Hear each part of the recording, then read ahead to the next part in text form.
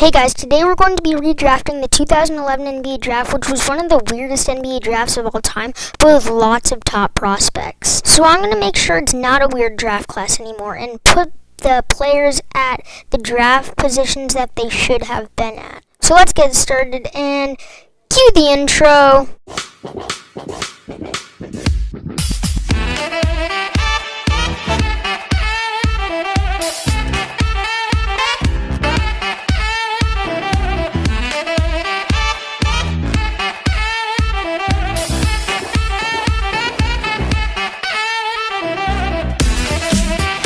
The Cleveland Cavaliers had the number one pick in the draft that year, and with that pick they should have selected Kawhi Leonard because looking back, the Cleveland Cavaliers really needed a forward after LeBron James's departure. Of course, originally they brought Kyrie Irving into the fold, but they really should have brought in Kawhi Leonard, who would have been a superstar for the Cleveland Cavaliers, and if LeBron had come back to the Cavaliers to team up with Kawhi Leonard, who knows what could have happened. If they could go back in time and redo this pick, they very well might have been the best team in NBA history. They might have been just one pick away from creating a dynasty, because after Kawhi Leonard got drafted by the Spurs, he ended up being one of the most successful players in the NBA today. So if the Cleveland Cavaliers selected him, he could have been one of the greatest players in NBA history and one of the best players that the Cleveland Cavaliers franchise has ever had. The Cavs could have won multiple championships in the 2010s era,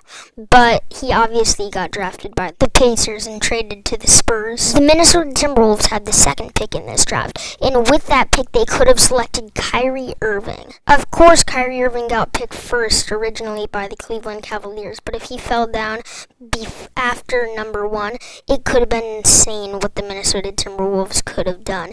And if Kyrie Irving was picked by the Minnesota Timberwolves, they wouldn't have been the best team in the Western Conference, but they still would have been an average team that probably could have gone to a 7 or 8 seed. So if they could redo this draft and do it all over again, they would definitely pick Kyrie Irving if he fell down to the number 2 spot. Originally, the Timberwolves drafted Derek Williams, but he ended up being close to nothing, and Kyrie Irving would have been a superstar in the making that the Minnesota Timberwolves could have drafted, but were just too lazy to figure out. Not to mention, they could have been a borderline playoff team, and Kyrie Irving could have led them to instant success. The Utah Jazz had the third pick in the NBA draft that year, and with that pick, they should have selected Jimmy Butler coming to the Utah Jazz. They already had Gordon Hayward, but bringing in Jimmy Butler would have been a great decision, because with a defensive duo of Jimmy Butler and Gordon Hayward, you would have had trouble. They would have been a solid 3-and-D running team, and could have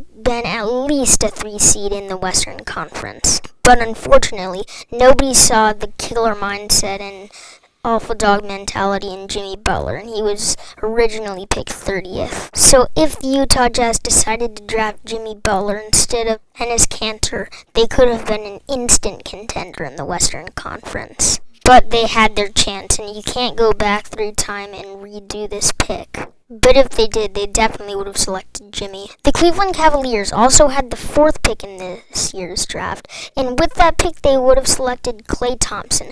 The Cleveland Cavaliers were deprived of shooters after LeBron James left the franchise, and Klay Thompson could have been one of the best shooters, if not the best shooter in Cleveland Cavaliers history. He would have been a great running mate with Kawhi Leonard, and they could have had an offense-defensive duo. If the Cavs drafted both Kawhi Leonard and Klay Thompson, they would have been one of the best teams in the Eastern Conference, probably the 5 or 4 seed that year. Klay ended up winning multiple awards and championships with the Golden State Warriors, so if the Cleveland Cavaliers had drafted him, they could have gotten one of the best shooters of all time. Klay originally fell to the 11th pick, so if they would have drafted Klay Thompson and not Tristan Thompson, they could have been the great team that they were in 2016 before that era. The Toronto Raptors had the 5th pick in the draft, and with that pick they should have selected Nicole Vusivich, because at the time the Toronto Raptors were looking for a traditional center who could get them buckets,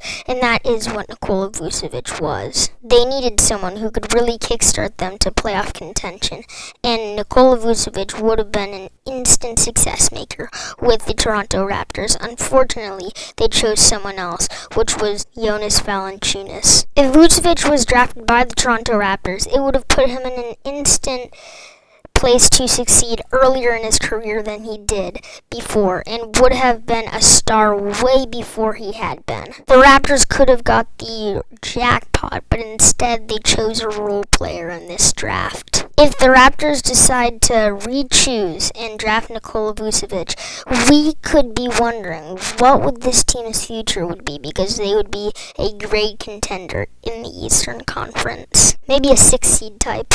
The Washington Wizards had the 6th pick in the draft, and with that pick, they should have selected Kemba Walker. They already had John Wall from the 2010 draft, but Kemba Walker would have been a great running mate with John Wall, and this also means that the Wizards probably would not have drafted Bradley Beal in 2012. You might argue that Kemba and Wall are two similar players to fit together, but Kemba could have played the shooting guard position and been great as a shooter kind of role, averaging about 25 points per game in his prime. A great young backcourt like that instantly could have become a 5 or 4 seed in the Eastern Conference, depending on how you want to look at the other teams that there were in 2011 to 12. So if the Washington Wizards made this pick, it would have been a great decision, and I'm sure that they're regretting that now, because they picked Jon Vesley, who isn't even in the NBA anymore. The Sacramento Kings had the 7th pick in the draft, and with that pick,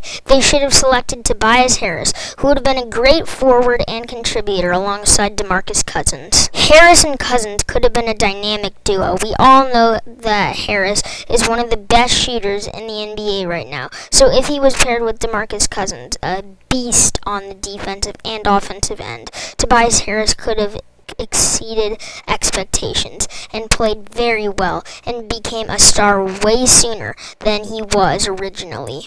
If they reselected this pick, I'm sure Tobias Harris would have averaged at least 15 points per game in his rookie season with the Sacramento Kings.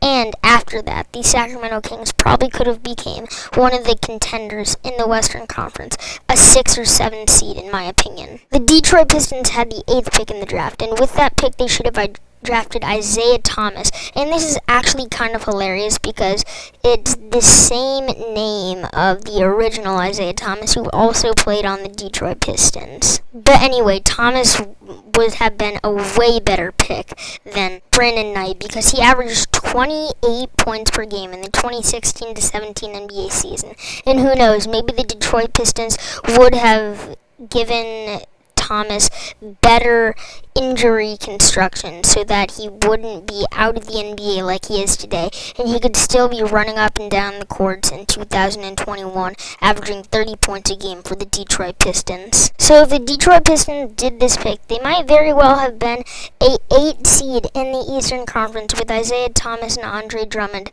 leading the charge. Originally, Thomas was the last pick in the draft, but if the Detroit Pistons could redo this again, they definitely would have gone for this. The 9th pick in the draft belonged to the Charlotte Hornets, and with that pick, they should have selected Reggie Jackson. The Hornets needed a young guard in the draft, and because Kemba Walker would have already gotten chosen in this redraft, Reggie Jackson would have been a great player to pursue, and Reggie Jackson probably would have became a star and not just some role player who can get you 15 points per game. In my opinion, he would have become the leading man on Charlotte with his versatile ball handling and shooting skills, and could have become one of the best players in the NBA. Not first team All-NBA tier, but definitely a great player who could have averaged 20 points per game. And with the success we're seeing Reggie Jackson have with the Los Angeles Clippers, if the Charlotte Hornets could have redone this pick, they definitely would have picked Reggie Jackson in my opinion. And then the Milwaukee Bucks had the 10th pick in the this draft, and with that pick they would have selected Markieff Morris, who has been a very great role player and has consistently averaged about 12 to 13 points per game throughout his career. This would have been a gold mine of a pick for the Milwaukee Bucks, and they could have built their young core around Markieff Morris, and they could have been one of the only teams in NBA history to win a championship with only role players, and I'm sure Markieff Morris would have loved that. And although this Milwaukee Bucks Bucks pick would not make much of a difference. It still would have been fun to watch Markieff Morris play on the Milwaukee Bucks in his prime. Thank you guys for watching. Click subscribe, turn notifications on, like, share, comment, all the good stuff. And as always, I'm your boy Happy Basketball, and we're out.